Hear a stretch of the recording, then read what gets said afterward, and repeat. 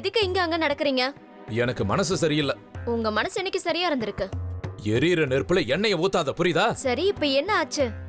இங்க என் வயிறு எரியுது. அங்க அவங்க துர்கா பூஜை பண்ண போறாங்களாம். அவங்க அங்க துர்கா சப்தகா பண்றதுக்கும் உங்களுக்கும் என்னங்க சம்பந்தம்? அவங்க வீட்ல இருக்கிறவங்க எல்லாம் ஒழுங்கா சம்மதிச்சிருந்தாங்கன்னா இந்நேரம் எனக்கும் மல்லிக்கும் கல்யாணமே நடந்து முடிஞ்சிருக்கும். அதை விட்டுட்டு துர்கா பூஜை பண்ண கிளம்பிட்டாங்க. நியாயமா அது? இதுதான் பைத்தியம்னு சொல்லுவாங்க. பரவாயில்ல, சொல்லட்டும். என்ன பைத்தியம்னு சொல்லட்டும், அரலூசுன்னு சொல்லட்டும், என்ன வேணாலும் சொல்லட்டும். ஆனா அந்த குடும்பத்தை நான் சும்மா விட மாட்டேன். அது எப்படி துர்கா பூஜை பண்றாங்கன்னு நானும் பாத்துறேன். வீட்டுக்கு போய் கலாட்டா பண்ணிட்டு வருவேன். வீட்டையே ரெண்டாக்கிறேன் பாரு. முதல்ல உங்க கையும் காலையும் சரி பண்ணிக்கோங்க. அதுக்கப்புறம் உங்க ரோஷத்தை எல்லாம் காட்டுங்க. அறிவு இருக்கா உங்களுக்கு? வாங்கினதெல்லாம் பத்தாதா? அம்மன் பூஜையில தடங்கல் பண்றாராம். அந்த அம்மன் 3வது கண்ணை திறந்தானா நீங்க காலி. ஐயோ தாயே, என்ன மன்னிச்சிருமா. என்ன ஆனாலும் உன் பூஜைக்கு நான் தடங்கல் ஏற்படுத்த மாட்டேன். இப்படி பைத்தியக்காரத்தனமா தெரியாம பேசிட்டேன். என்ன மன்னிச்சிருமா. மொத்தத்துல ஒத்துக்கிட்டீங்களே. என்ன ஒத்துக்கிட்டேன்? உங்களுக்கு பைத்தியம்னு. நான் எங்க ஒத்துக்கிட்டேன்? ஏதோ பைத்தியக்காரத்தனமா பேசிட்டேன்னு சொன்னேன், அவ்வளவுதான்.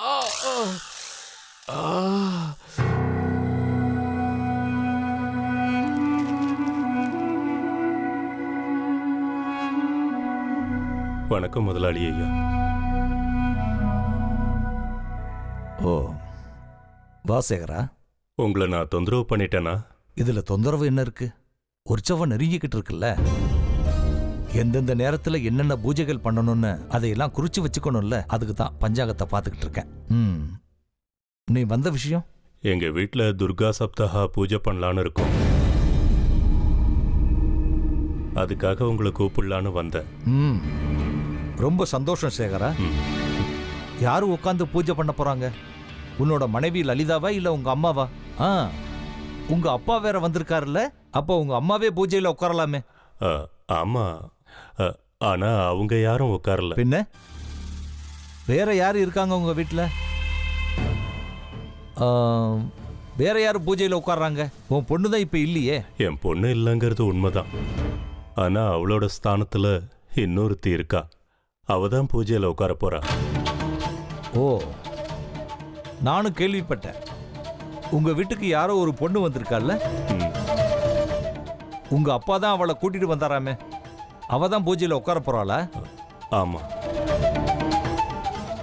எங்க பொண்ணு போனதுக்கு அப்புறம் அந்த அம்மன் அருளால இன்னொரு பொண்ணு கிடைச்சிருக்கா.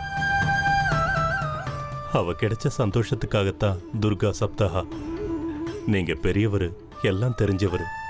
நீங்க உங்க கையால பூஜை ஆரம்பிச்சு கொடுக்கணும்னு எல்லாரும் ஆசைப்படுறோம். தயவு செஞ்சு நீங்க வரணும்.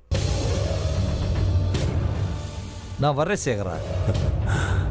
துர்கா சப்தகாவை ஆரம்பிச்சு வைக்கிறத விட பெரிய பாக்கியம் எதுவும் இருக்க முடியுமா? நான் வருவேன், கண்டிப்பா வருவேன். ரொம்ப சந்தோஷங்க ஐயா. நான் போய் எல்லா ஏற்பாடுகளையும் கவனிக்கிறேன். நான் போயிட்டு வரேங்க ஐயா.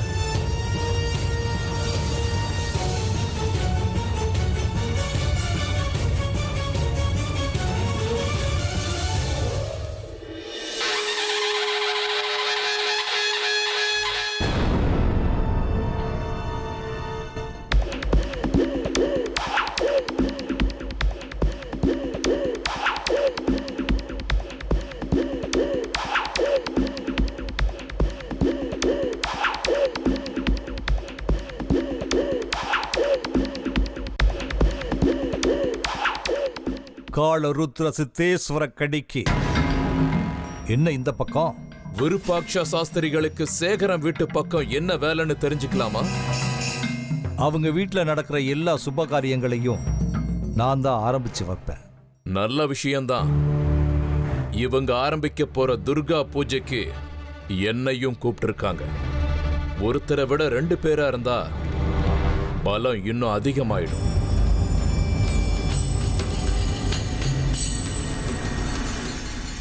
அந்த அம்மனுடைய அட்டகாசத்தை நான் அடக்கி காட்டுறேன். விபூதி குங்குமத்தை அழிச்சு பூணூலை தூக்கி எறிய வச்சு நீ மட்டும் இப்படி ஒரு வேஷத்துல வந்திருக்க. என்ன காரணம்? காரணம் உனக்கே தெரிய வரும். அன்னைக்கு சங்கரனை தீத்து கட்ட இதே வீட்டுக்கு நான் வந்திருந்தேன். நீ கூட நான் சொல்றது பொய்யா இருக்குமோங்கிற சந்தேகத்துல இங்க வந்திருந்த. அப்ப அந்த அம்மன் மாயாஜாலம் பண்ணி நம்ம கண்ணுல மண்ணை தூவிட்டா. அதனாலதான் இன்னைக்கு அந்த அம்மனுக்கு நான் சரியான மந்திரத்தை ஓதிட்டு போலான்னு வந்திருக்கேன்.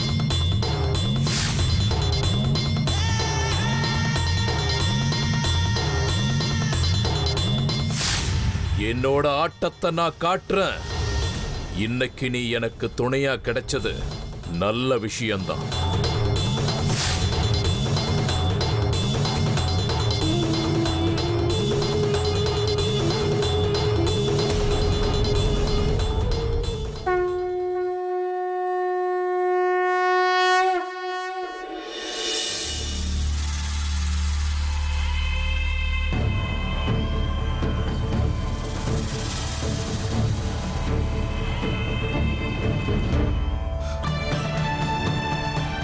ஷும்பா நிஷும்பான்னு 2 ராட்சசர்கள் இருந்தாங்க.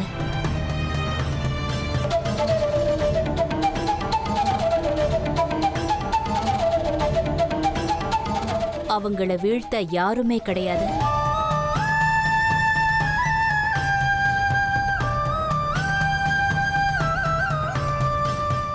தாங்கிற அகம்பாவம் அவங்களுக்கு. தீய எண்ணங்களால அந்த அம்மனையே எதிர்க்கிறதுக்காக அதர்ம பாதையில நடக்க ஆரம்பிச்சாங்க.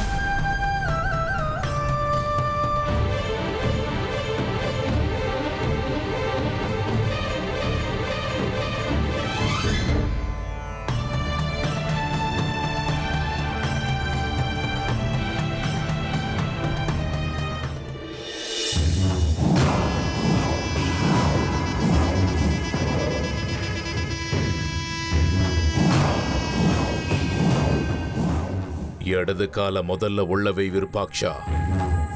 சுபகாரியம். வலது காலத்தான் உள்ள வச்சு போகணும் காலருத்ர கடிக்கு. இடது கால் அசுபம். இடதுன்னா வாமம். நாம தேர்ந்தெடுத்திருக்கிற வழியில எல்லாமே இடது பக்கத்துல இருந்து தான் ஆரம்பிக்கணும். அதுதான் நமக்கு வெற்றியை கொடுக்கும். இடது காலை எடுத்து வச்சு யுத்த களத்துக்குள்ள நாம பிரவேசம் பண்ணணும்.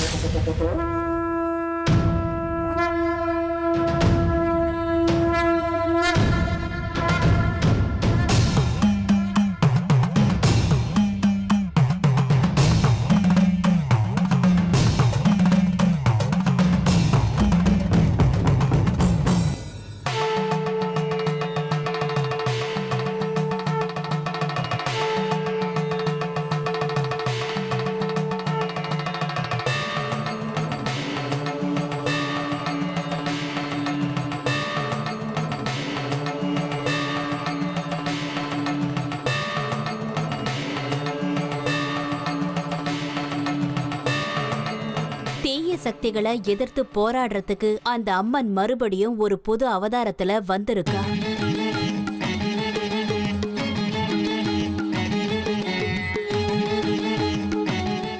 மல்லி, எந்திரிச்சு வாமா.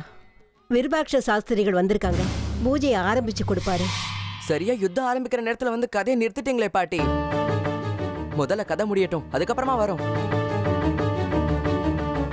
டீச்சர் அம்மா, நீங்க சொல்லுங்க, அப்புறம் யுத்தம் என்னாச்சு? யுத்தம் பயங்கரமா நடக்கும். அத நான் பூஜை முடிஞ்சதுக்கு அப்புறம் சொல்றேன். இப்போ உள்ள போலாம்.